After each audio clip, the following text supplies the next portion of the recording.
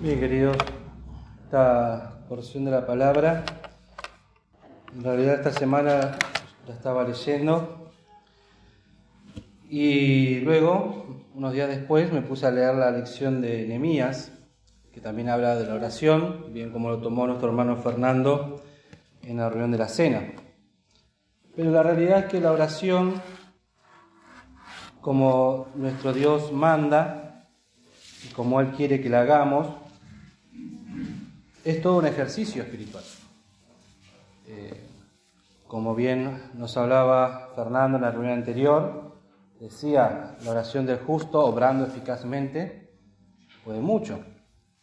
Y primero, lo que uno tiene que preguntarse es si está catalogado como justo. ¿Qué quiere decir? Es aquel que es justificado por la obra de Cristo, aquel que aceptó a Cristo Jesús como su Salvador personal, que se arrepintió de sus pecados. Pero es algo que, como decíamos, es un ejercicio, y como todo ejercicio requiere práctica, constancia y aprender a conocerse uno mismo en la manera en la que ora, en la que se presenta a Dios, porque si bien el Señor siempre enseñaba que no había que ser prolijos en oración, sí también enseñaba que tenía que ser oraciones de humillación, de reconocimiento, y ejemplo quedó con el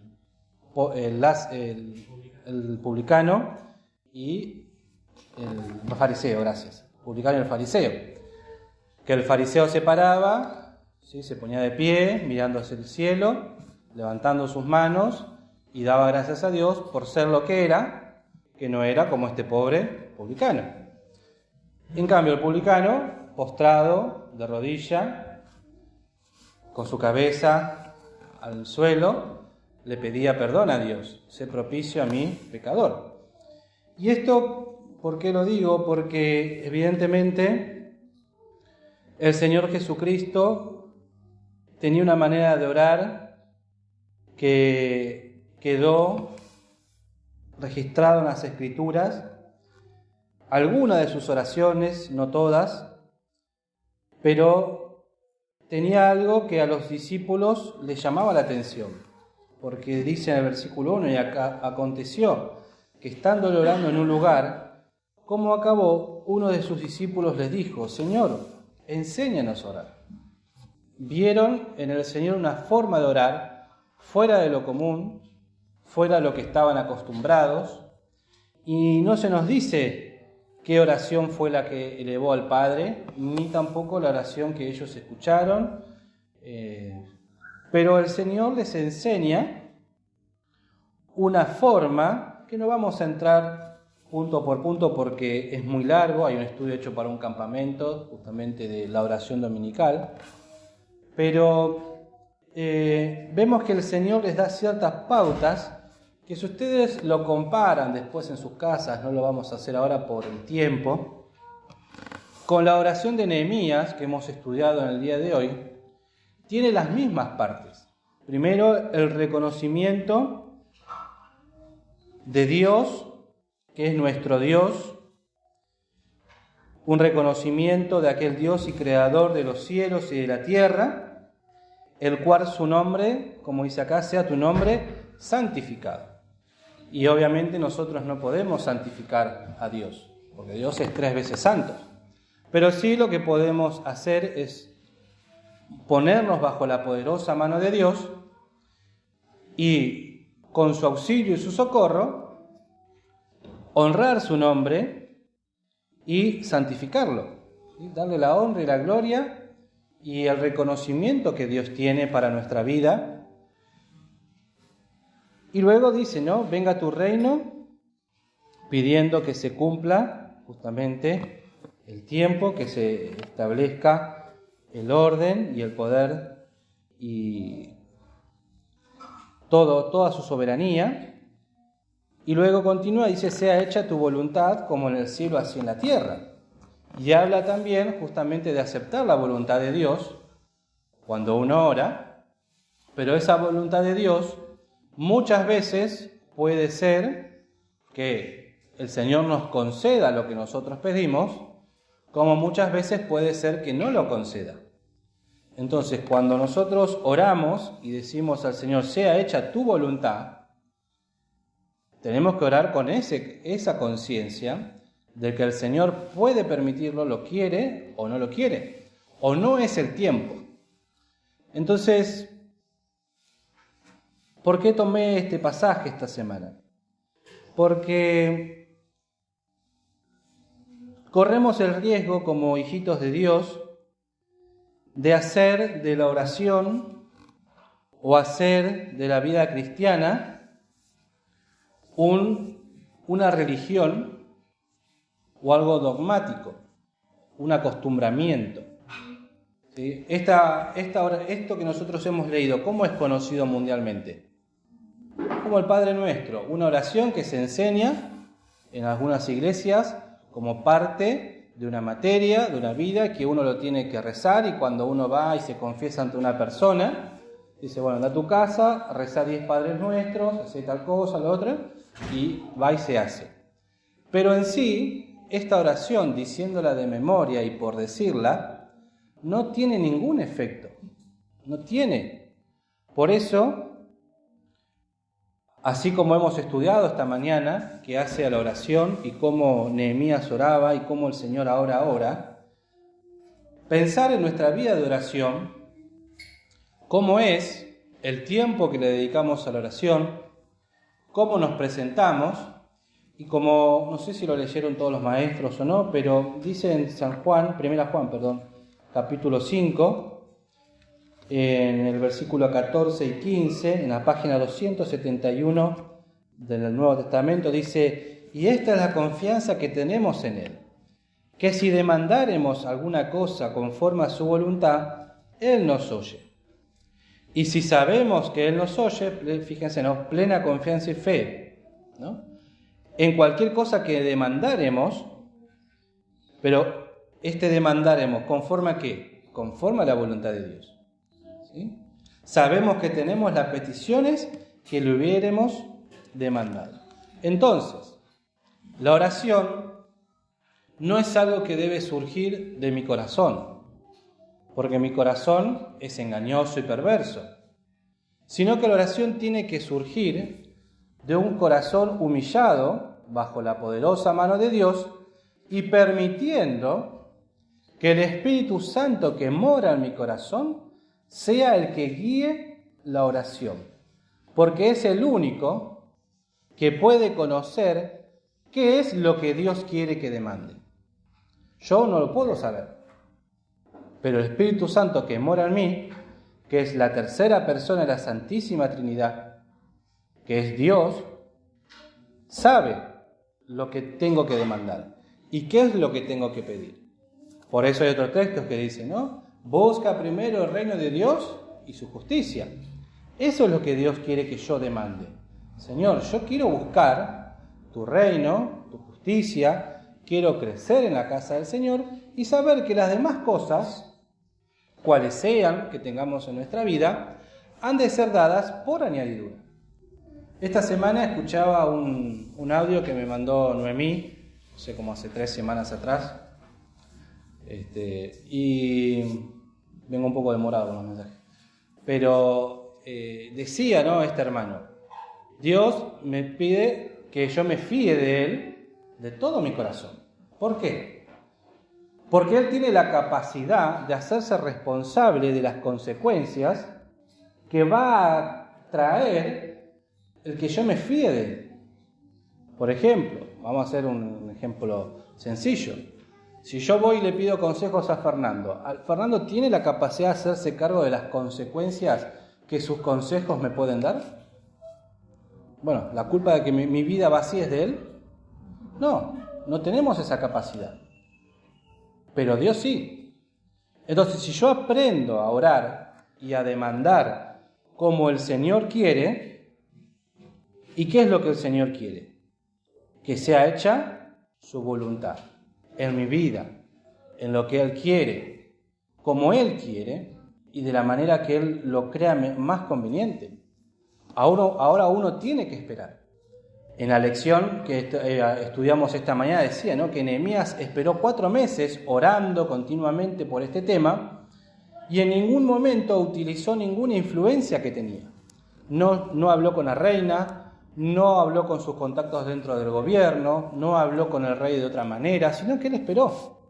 Y cuando fue el momento, él ya estaba preparado, aunque tuvo una oración cortita, ¿sí?, orando en todo tiempo con deprecación y súplica, clamó al Señor, ayúdame. Entonces, el orar continuamente, el saber esperar, son 2 cosas que, como siempre, o lo digo bastante seguido, o es algo que pienso seguido, a mí me cuesta mucho. El aprender a esperar, a tranquilizar mis pensamientos y saber esperar la voluntad del Señor. Porque somos personas ansiosas, que queremos las cosas, que nos gustan, que pensamos que nos va a ir bien y que nos va a hacer bien, pero a la larga también aprender a saber cuando el Señor dice todavía no es el tiempo, no te apresures, a saber callar. Y el Señor le sigue diciendo en esta oración, el pan nuestro de cada día, dánoslo hoy. Y uno puede pensar, bueno, ¿le pide lo físico? ¿O qué más? ¿Cómo decía el Señor, cómo le dijo el Señor a Satanás? No solo del pan vivirá el hombre, sino de toda palabra que sale de la boca de Dios. O sea, pedirle a Dios que en este día que comienza nos dé el alimento espiritual. Acuérdense, buscar primeramente el reino de Dios y su justicia, y las demás cosas os serán ¿por qué? Por añadidura. Si yo busco el alimento espiritual, lo demás, que es el material que lo necesitamos diariamente, ha de venir en una forma de añadidura. Uno cuando lee las historias del Antiguo Testamento, y en el caso de cuando lee históricamente, ¿no?, cómo el Señor se ocupó de su pueblo y movió un contingente y se ocupó de reconstruir todas las cosas, los tiempos, las formas, que nada escapaba a su conocimiento, a su soberanía. Y hay estudios hechos, que después si ustedes lo quieren leerse o escucharse los paso, que hasta las fechas coinciden y son parte de los cumplimientos de profecías que tenían que ir dándose para llegar a la fecha correcta en la cual Jesucristo debía nacer. Había tiempos, fechas establecidas, y que Dios las respetó una tras otra. No fue ni un día antes ni un día después. Entonces, si Dios, que tiene esa capacidad, ese poder, no ha de ser capaz de conocer mis necesidades, de conocer mi corazón, de conocer lo que necesito para mi vida. Sí que lo es. El problema es que a mí no me gusta acatar lo que dice aquí, sea hecha tu voluntad. Luego continúa, y perdona nuestros pecados, y esto es lo que mejor me sale, porque también yo perdono a todos los que me deben. Qué experiencia espiritual, el poder perdonar a aquel que me debe, pero en todo sentido, no monetariamente. El que me ofendió, al hermano al cual no soporto, al hermano al cual no quiero, al hermano al cual no tengo ganas de verlo, no me gusta compartir, ni me acuerdo de él. Cuando lo veo me causa un rechazo. ¿Cómo puedo yo orar, como cantamos, ¿no?, ofendido con mi hermano? ¿Cómo puedo pedir al Señor perdona mis pecados y yo no estoy dispuesto a perdonar a aquel que me ofendió, aquel que me debe algo, o aquel que me ha tratado mal, aquel que me ha ofendido? ¿Cómo puedo orar? Sí, Señor, perdóname por lo que soy. Pero no trato ese tema, que también es un pecado, y como todo pecado, engendra muerte, que se engendra separación, porque una vez que yo tengo algo contra un hermano, esto hace que yo no pueda orar con libertad, no me sienta cómodo en la iglesia, no se pueda manifestar la unidad espiritual, no pueda compartir tranquilo porque hay alguien que me causa rechazo. Entonces no es algo para tomar a la ligera. Y no nos metas en tentación, mas líbranos del mal. El ponernos en las manos del Señor, para que el Señor nos libre de estos 3 enemigos que mencionábamos hoy en la clase de jóvenes, ¿no? Ahora en el mío aparecen 3 personajes nuevos. No me acuerdo los nombres, pero eran 3. Tobías era uno, Sanballat y el otro, Gesed, así puede ser, el egipcio. Árabe, ahí está. Bueno, ¿qué nos representan? El mundo, el diablo y mi propia carne. Los 3 enemigos que siempre están presentes, que combaten y que nos presentan justamente una lucha. Pero la enseñanza del Señor no termina ahí, porque acá les da una oración modelo que cada uno después puede ir mirando y examinando su oración, la profundidad que también tiene. Por eso les decía, hay un estudio que me acuerdo que lo vimos en un campamento hace muchísimos años, que desarrolla durante 4 días estos temas.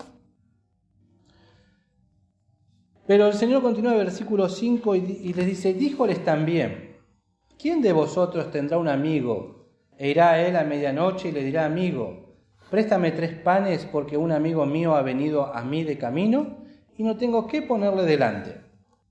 Y el de dentro respondiendo dijere: no me seas molesto, la puerta está ya cerrada, mis niños están conmigo en la cama, no puedo levantarme y darte. Os digo, aunque no se levante a darle por ser su amigo, cierto por su importunidad se levantará y le dará todo lo que habrá menester. Acá el Señor lo que les enseña a sus discípulos da un ejemplo sencillo. Pongámoslo en contexto. En esta época no existían los teléfonos celulares. No estaba el WhatsApp que yo le mando un mensajito: ¿estás ahí? ¿Estás despierto? ¿Sí? No, había que levantarse. Eran calles oscuras porque no había electricidad. A la medianoche acercarse a un lugar, golpear la puerta, el de adentro levantarse, ¿sí? Y los que han tenido hijos o tenemos, cuando viene alguien y toca bocina o llega gente: despacito que está durmiendo los nenes, no me lo despiertes, porque es el momento de más tranquilidad que tenemos en el día. Entonces, el Señor les da este ejemplo, dice: bueno, viene uno y te pide algo porque le cayó una visita a la noche. Yo ya estoy acostado, estoy durmiendo, qué molesto, justo ahora no podía pensar más temprano. Ahora me tengo que levantar, golpear la puerta, ya todo cerrado. Bueno, ya estoy levantado, se lo doy. ¿Qué voy a hacer? Pero el Señor, ¿qué les está diciendo a los discípulos? Que el Padre no tiene esta reacción. Que el Padre está dispuesto a recibir nuestras oraciones en cualquier momento del día. Nunca una oración nuestra ha de ser en un momento inoportuno. Nunca una petición que le debemos al Padre ha de ser en un momento en el que está ocupado en otra situación, ni que está siendo ocupado en otros menesteres. Siempre ha de estar dispuesto a escuchar la oración de aquel hijito de Dios, de su hijito, que lo llama para presentar una necesidad, para presentar una tristeza, o como escuchamos en la reunión, ¿no?, para interceder por otro. ¿Cuántas veces nos despertamos de noche y tal vez pensamos en algún hermano o alguna carga, alguna situación y oramos o no, o al día siguiente, temprano o más tarde? Pero el Señor siempre está dispuesto a recibir nuestra oración. El problema tal vez soy yo, que no lo hago con la recurrencia o la necesidad que realmente prima en este tiempo, en el orar, no solamente por mí, sino el interceder por cada uno de los hermanos. Pero siempre a mí me llama la atención, no es que me llama la atención, pero me sorprende, porque nosotros nos conocemos aquí, oramos los unos por los otros, pero alrededor del mundo hay muchos hijitos de Dios y el Señor los conoce a cada uno y tiene la capacidad de atendernos a cada uno. A veces parece que mis problemas son la totalidad del universo. Fuera de mí no hay nada.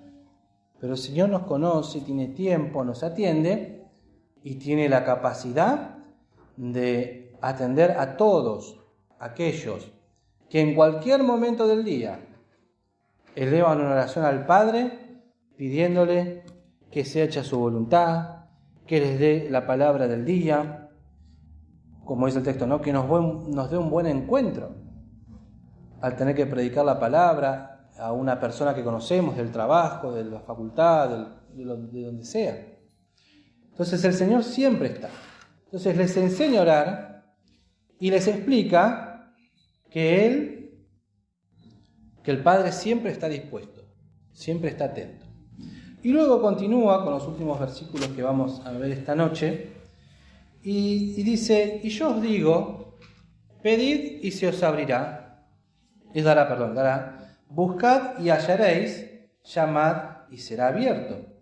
Porque todo aquel que pide, recibe, y el que busca, halla, y al que llama, se abre. Y estos dos versículos, esta semana los estaba leyendo por cuestiones que fueron sucediendo, como dicen, ¿no? Ahora pasaron cosas, que me acordaba también la predicación del pastor Daniel de la semana pasada. ¿Se acuerdan de qué habló? Le tomo un poco de agua. De Bartimeo, el ciego. ¿Y qué dijo sobre el pasaje del Señor por Jericó? ¿Cuántas veces pasó? Una vez. Después no iba a volver a pasar. Bueno, hay almas que tienen esa única oportunidad de escuchar el Evangelio una sola vez.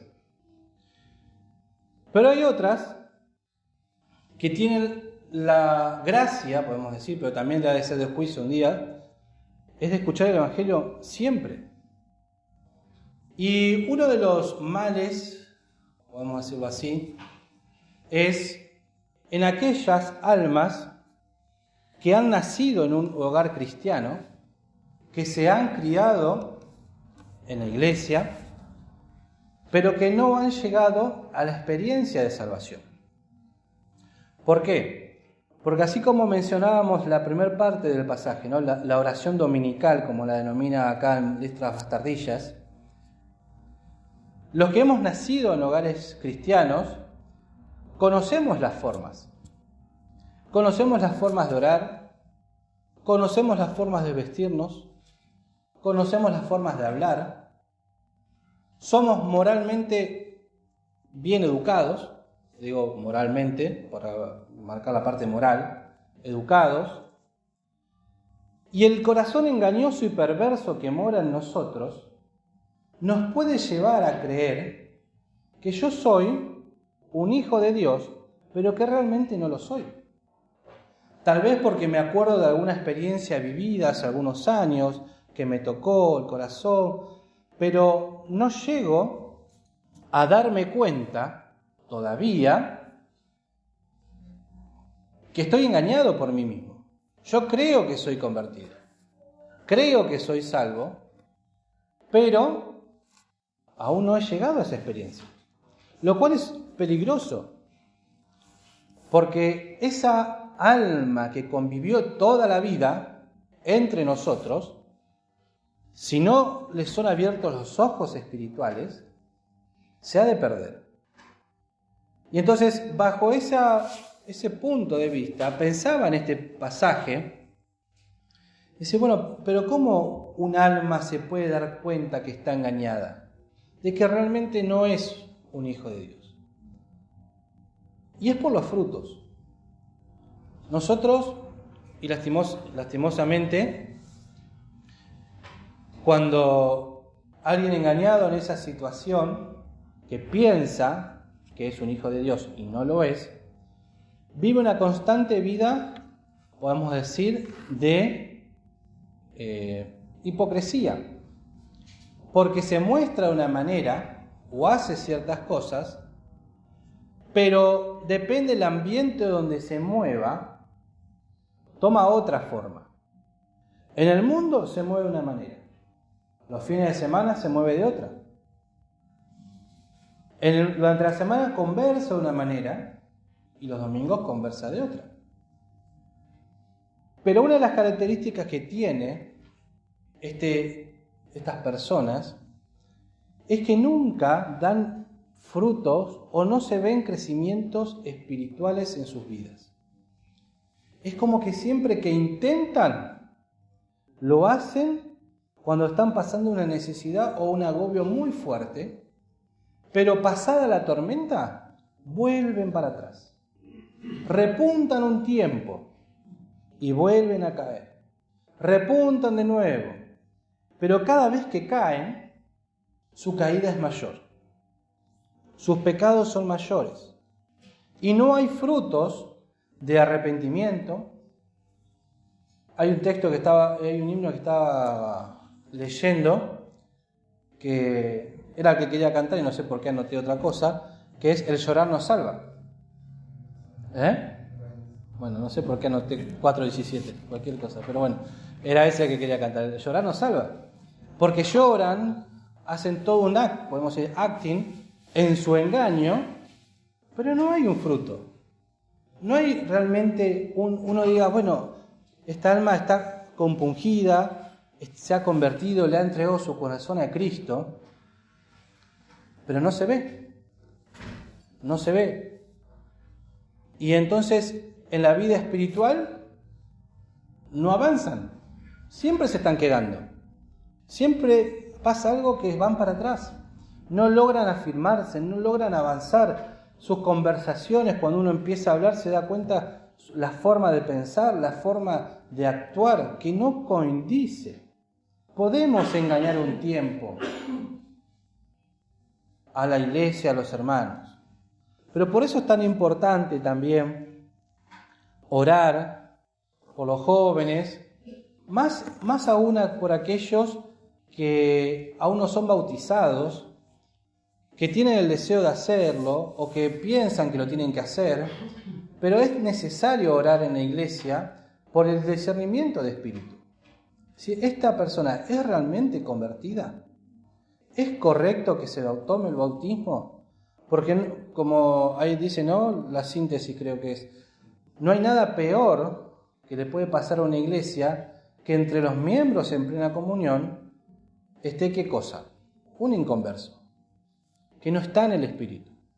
Entonces la importancia de la oración también, en el cuidado de la iglesia, en el cuidado de los jóvenes que van avanzando, que se les da lugar a los hermanos más grandes que van entrando, conocer realmente cuál es su experiencia espiritual. Porque es peligroso para la iglesia, pero también mucho más para ellos. Porque en su engaño se están yendo al infierno. Entonces, no lo sé si en este lugar hay alguno que esté pasando por esta experiencia. Pero si alguno lo está pasando y se da cuenta, bueno, mi vida es como me lo están diciendo, ¿qué hago entonces? Así como Bartimeo vio pasar la oportunidad una vez, acá el Señor nos dice, pedid y os dará, se os dará, buscad y hallaréis, llamad y se os será abierto. O sea, estas tres cosas, pedid, buscad y llamad. ¿Pedir qué cosa? Señor, dame la fe para creer porque yo conozco, pero no creo. Buscad dónde está el pasaje bíblico que a mí me llegue en el corazón, que me explique cuál es mi situación, que yo necesito, quiero salvarme, y llamad. Señor, ábreme, mientras puedo. Señor, mientras, como dice, ¿no? Llamad mientras sea tiempo. ¿Cómo? Sí, algo así. Entonces, pero no te escuché bien, perdóname. El Señor dice, ¿no? ¿Y cuál padre de vosotros, si su hijo le pidiere pan, le dará una piedra? ¿O si pescado en lugar de pescado le dará una serpiente? ¿O si le pidiere un huevo, le dará un escorpión? Pues si vosotros siendo malos, sabéis dar buenas dádivas a vuestros hijos. Generalmente decimos hasta ahí. Normalmente cuando hablamos de buscad, llamad, ¿sí? Pedid, buscad y llamad, llegamos hasta acá, que uno ora al Señor pidiéndole algo y el Señor, que es bueno, nos va a dar lo que le pedimos, porque Él no nos va a dar algo malo. Pero ¿cómo continúa el texto? ¿Cuánto más vuestro Padre Celestial dará qué cosa? Ahí está.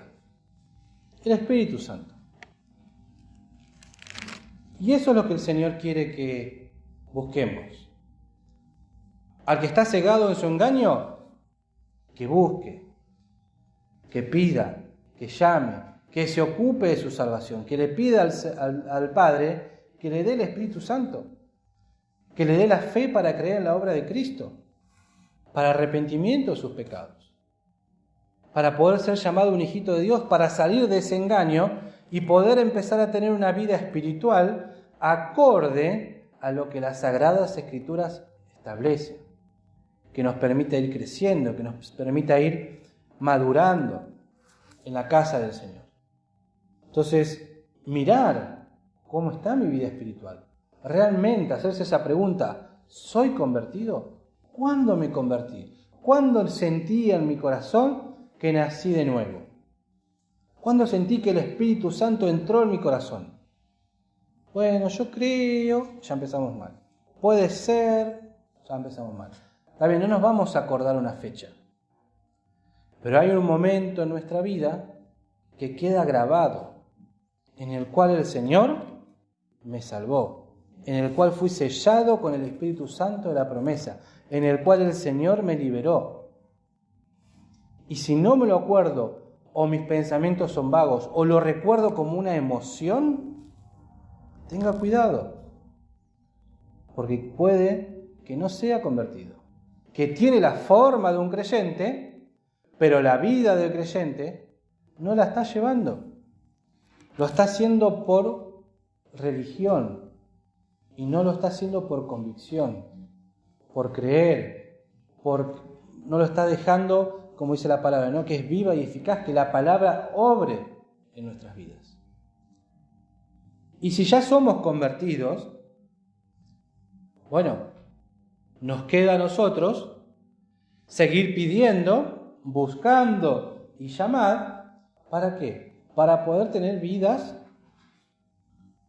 acordes a lo que la palabra de Dios me pide, que me enseña, para el servicio, para la consagración, para la limpieza de mis pecados. Señor, hoy estudiamos a la mañana, Esdras terminó diciendo, te rogamos que podamos temer a Jehová. O sea, entregarse en las manos del Señor para servicio, para trabajo. ¿Qué es lo que el Señor quiere de mi vida? Señor, acá estoy. ¿Qué quieres que haga? Esas son oraciones que cumplen, sea tu nombre santificado, porque un hijito de Dios se entregó en las manos del Padre para hacer su voluntad. Sea hecha tu voluntad en el cielo, en la tierra y en mi vida. Entonces, que el Señor nos ayude, queridos, en esta semana a examinar primero mi forma de orar. ¿Qué le estoy pidiendo al Señor? ¿Por qué el Señor no responde? ¿No responde porque no es tiempo? ¿O no responde porque no me puede responder? Porque estoy orando mal. Estoy orando para gastar en mis deleites. Examinar a aquellos que ven que su vida es, tiene un nombre esto, fluctuante, oscilante. ¿Sí? A veces estoy arriba, a veces estoy abajo, a veces estoy arriba, a veces estoy abajo, estoy siempre abajo, voy, caigo. Bueno, ¿qué pasa? ¿Soy convertido o no soy convertido? ¿Tengo esa experiencia de salvación? ¿O me he bautizado, he trabajado en la obra y me doy cuenta que no soy convertido? Uno puede decir, bueno, pero ¿cómo? Y venía pensando esto estos días. Aquel que se da cuenta de esta situación, no tenga vergüenza, porque no es vergonzoso. Es por la gracia de Dios que le abre los ojos espirituales.